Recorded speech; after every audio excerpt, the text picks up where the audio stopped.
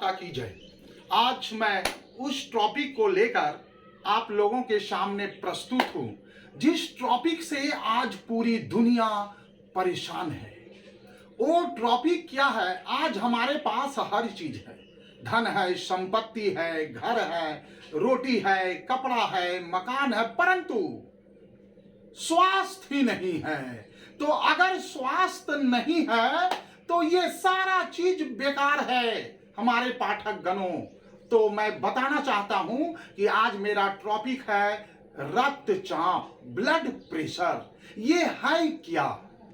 इसको खूब ध्यान से सुने। रक्तचाप, जिसे हम लोग इंग्लिश में ब्लड प्रेशर कहते हैं, ये क्या है? ये ब्लड प्रेशर कैसे होता है, इसको जाने आज भली भांति। जो आज तक आप डॉक्टर से नहीं जान सके, आज वो आप नितेश सर से जानिए। तो पहले मैं बताना चाहता हूं कि रक्तचाप है क्या। तो रक्तचाप रक्त वाहिनियों में बहते हुए रक्त द्वारा वाहिनियों पर दबाव डालना ही रक्तचाप कहलाता है। फिर से सुन लीजिए, रक्तचाप अर्थात रक्त वाहिनियों में बहते हुए रक्त द्वारा वाहिनियों पर दबाव डालना ही रक्तचाप कहलाता है।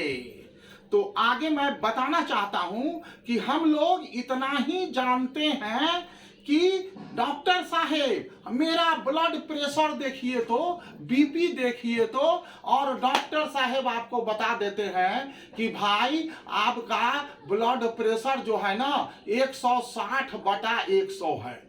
बोलते हैं आपका ब्लड प्रेशर बढ़ गया है। तो ये आप इतने जान लेते हैं 160/100। ये होता क्या है 160/100? इसको पता नहीं।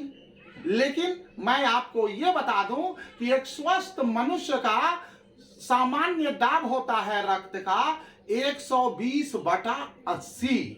तो 120/80 तो हम लोग बोल देते हैं। ये 120 क्या है, 80 क्या है, इसको जानिए।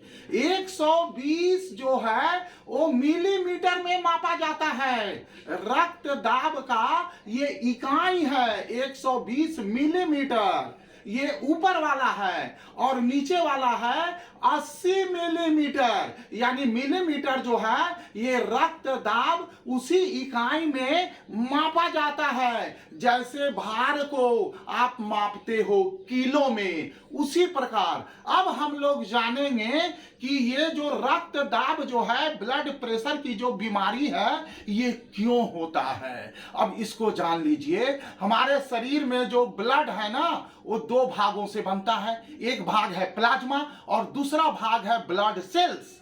तो प्लाज्मा जो है ना, प्लाज्मा में 90% पानी होता है और 9% प्रोटीन होता है और 1% इनऑर्गेनिक सब्सटेंस होते हैं। तो 9% जो प्रोटीन होता है ना, प्रोटीन का हमारे शरीर में बहुत महत्वपूर्ण कार्य है। ये शारीरिक वृद्धि को और आधारभूत संरचना को ये मजबूत करता है। लेकिन फिजिकल आपका जो लाइफ स्टाइल है, आप किस उम्र में है, जब आप 40 से ऊपर जाते हैं और आपका वर्क में फिजिकल वर्क नहीं है और आप खूब ज्यादा प्रोटीन लेते जा रहे हैं, मटन, चिकन, देसी मुर्गा, अंडा, गर्दा उड़ैले हैं आप, तो होगा क्या कि 9% प्रोटीनवा जो है ना, ये 30% प्रोटीन हो जाएगा। और 30% जब प्रोटीन हो जाएगा तो सुन लीजिए, अब हृदय के बारे में जान लीजिए कि हृदय में 4 चैम्बर होते हैं। ऊपर वाला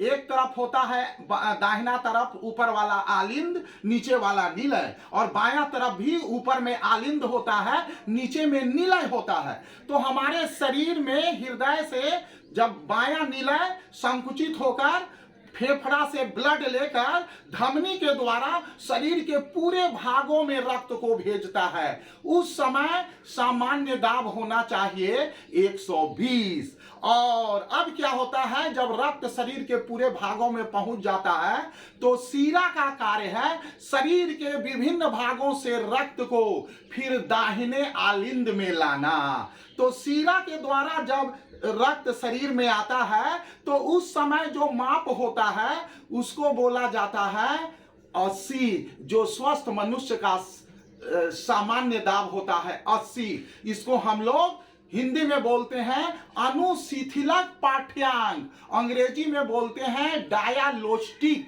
और ऊपर वाला जो होता है 120 उसको हम लोग बोलते हैं प्रकुंचन पाठ्यांक, और इंग्लिश में बोलते हैं सिस्टोलिस्टिक बोलते हैं बच्चों।